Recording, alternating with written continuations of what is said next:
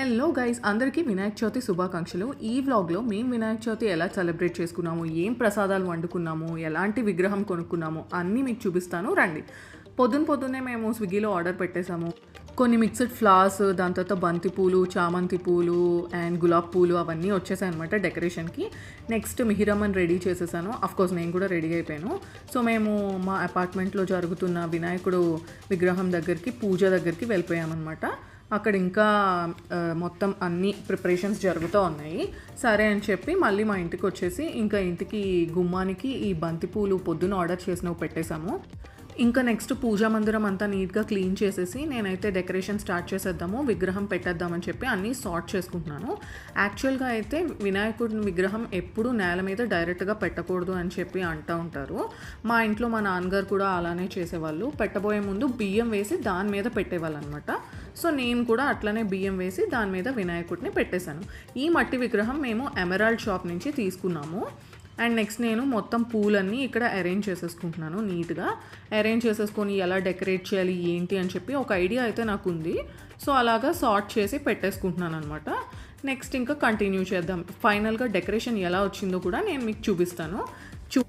So final look అయితే ఇలా నేను అరేంజ్ చేసేసాను. మొత్తం అంతా నీట్గా మినిమల్ డిజైన్గా పెట్టానమాట. ఫ్లవర్స్ కొన్ని ఆల్టర్నేట్గా, బంతి పూలు, దాని తర్వాత చామంతి పూలు, దాని తర్వాత రోజ్ ఫ్లవర్స్, ఇవన్నీ ఆల్టర్నేట్గా పెట్టేశాను. నెక్స్ట్ ఇంకా దీపారాధన చేసేసుకున్నాం మేము. దీపారాధన చేసేసుకొని కథ చదివేసి పూజ అంతా చేసేసుకున్న తర్వాత మొత్తం ఒకసారి ఫైనల్ లుక్ మీకు చూపిస్తున్నాను. ఇక్కడ చూడండి. సో చూసారు కదా. నెక్స్ట్ ఇంకా మా ప్రసాదాలు ఇవన్నీ కూడా దేవుడికి సమర్పించేసాం మేము. గారెలు, నైవేద్యం, పులిహోర, కొబ్బరన్నం, ఇంకా ఫ్రూట్స్ ఇవన్నీ కూడా పెట్టుకున్నాం అనమాట మేము. ఫైనలీ ఇది అనమాట. హారతి కూడా మేము ఇచ్చేసుకున్నాము. నెక్స్ట్ ఏమో మిహిరమ్మ హైట్ సరిపోవట్లేదు, తనకి కనిపించట్లేదు అని చెప్పి ఇక్కడ మా హస్బెండ్ తను ఎత్తుకొని చూపిస్తే తనేమో తన్మయత్వంతో హ్యాపీగా అసలు చాలా బాగా చూస్తూ ఎంజాయ్ చేసింది. దేవుడికి దండం కూడా పెట్టుకుంది, గణేష గణేష అని అంటూ. నెక్స్ట్ ఇంకా మిగిలిపోయిన పువ్వులతో నేను ఇలా పువ్వులు రంగోలీ అయితే చేసేసాను. మా టీపాయ్ మీద పెట్టేశాను అనమాట. వన్స్ పూజ అంతా అయిపోయిన తర్వాత మేము హ్యాపీగా ఇంకా టిఫిన్ చేసాము. అప్పటికే 11 దాటేసింది. మిహిరమ్మ, నేను ఇంకా మా వారు టిఫిన్ తినేసామన్నమాట. మిహిరమ్మ హ్యాపీగా తింటూ తన చైర్లో కూర్చొని మంచినీళ్ళు తాగుతూ గారెలను అయితే ఎంజాయ్ చేస్తూ తినింది. మొత్తం అంతా బాగా జరిగింది పూజ అంతా. సో నెక్స్ట్ ఇది అయిపోయిన తర్వాత మా కింద అపార్ట్మెంట్లో సెల్లార్లో వెళ్ళామన్నమాట. కరెక్ట్గా మేము వెళ్ళినప్పటికీ పూజ స్టార్ట్ అయింది. సో పూజలో పార్టిసిపేట్ చేసి దాని తర్వాత మా అందరికీ అక్షింతలు ఇచ్చి దేవుడి దగ్గర వేసి మన తల మీద వేసుకోమని చెప్పారు. అదంతా కూడా చేసేసాము. దాని తర్వాత మిహిరమ్మకి ఇక్కడ ఎవరో తన ఫోటో తీస్తే చూపిస్తున్నారనమాట అపార్ట్మెంట్ వాళ్ళు. ఇంకా ఫైనల్లీ హారతికి రెడీ చేసేస్తున్నారు ఇక్కడ. నెక్స్ట్ మిహిరమ్మ చేత హారతి ఇప్పించారు. అంటే అందరు పిల్లల్ని కూడా పార్టిసిపేట్ చేయమని చెప్పారనమాట. నాకైతే చాలా హ్యాపీగా అనిపించింది మిహిరమ్మ అలా పార్టిసిపేట్ చేయడం. దాని తర్వాత మాకు ప్రసాదాలన్నీ కూడా పంచిపెట్టారు. ప్రసాదాలు తినేసి మేము వచ్చేసాము ఇంటికి. అండ్ ఈవినింగ్ పూట స్నాక్స్ తిందాము, ఏమైనా ఆకలేస్తుంది అని అనిపిస్తే అప్పుడు ఐడియా వచ్చింది పాపడీ చాట్ చేసుకుందామని. ఇప్పుడు పాపడీ చాట్ రెసిపీ ఏంటని నన్ను అడగొద్దు, ఎందుకంటే రెసిపీ నేను కూడా ఏదో యూట్యూబ్ ఛానల్లో చూసేసి చేసేసాను అనమాట.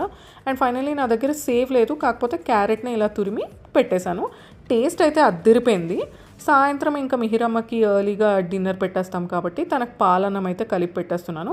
ఇక్కడ చూసారా తన నాటీనెస్ ఎలా నాటీగా బిహేవ్ చేస్తుందో.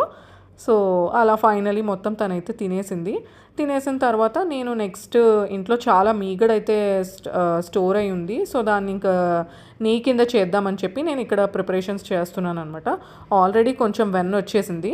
నెక్స్ట్ మొత్తం వెన్నంతా తీయగా నేను ఇంకా స్టవ్ మీద పెట్టాను అనమాట నెయ్యి కాయడానికి. నేను సిమ్లో పెట్టినా కానీ మరి పొంగిపోయింది. ఫైనలీ నెయ్యి అయితే రెడీ అయిపోయింది ఫ్రెండ్స్. సో ఈ నెయ్యిని అంతా నీట్గా వడకట్టేసి అదొక కంటైనర్లోకి మార్చేసాను. దాని తర్వాత మేము ఇంకా ఈవినింగ్ పూట మళ్ళీ ఒకసారి సాయంత్రం పూట మేము గణేశుడికి పూజ చేసేసాము. ఇంకా దాని తర్వాత ఆయన్ని సాగనంపడానికి మేమైతే రెడీ అయిపోయాము. సో మొత్తానికి ఆయన్ని ఇలా ప్యాక్ చేసేసి పూలు అన్నీ పెట్టేసుకున్నాము ఒక బ్యాగ్లో. ఇది మా అపార్ట్మెంట్లో కింద గణేశుడికి అనమాట. అక్కడ మేము వచ్చేటప్పటికే ఆల్రెడీ వేరే ఇంకెవరో కూడా విగ్రహం పెట్టేశారు. సో ఫైనలీ అలా మేము మా వినాయకుడిని బొజ్జ గణపయ్యని సాగనంపేశామన్నమాట. ఈ ఇయర్ మా వినాయక చవితి ఇలా జరిగింది. మీ వినాయక చవితి సెలబ్రేషన్స్ కూడా చాలా బాగా జరిగాయని అనుకుంటున్నాను.